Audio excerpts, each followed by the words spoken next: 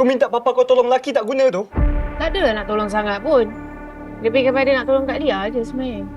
Ya, tapi dengan bagi duit dapat settlekan hutang mereka, this is not a good idea.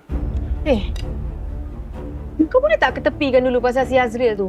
Kau fikir dulu pasal Kak Lia dengan anak-anak dia. Boleh? Kau tahu tak? Gara-gara duit, diorang seksa kakak aku. Apa je yang kakak aku tak pernah kena maki? Tak pernah kena hina? Kena caci? Termasuklah si jantan tak guna tu. Sama je kena kat kakak aku. Kan dia dah cakap, dia pura-pura je suka kat Azrin tu. Sebab dia tak nak kakak kau terganggu, tertekan. Alasan!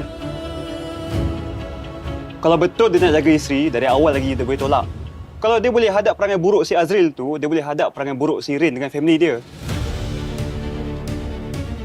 Aku rasa si Azril tu memang tak ada niat jahat pun dengan Kak Lia. Aku nampak muka dia dah berubah. Dia sayang Kak Lia tu. Dah berubah? Sebenarnya dia pun syok kat perempuan tu. Tapi sebab dia fikir pasal anak tu yang dia ubah fikiran. Pasal anak, boleh je sama-sama dia orang dapatkan hak penjagaan. Buat apa nak susahkan diri kerja kat kedai makan macam tu? Tak perlu tunjuk bagus.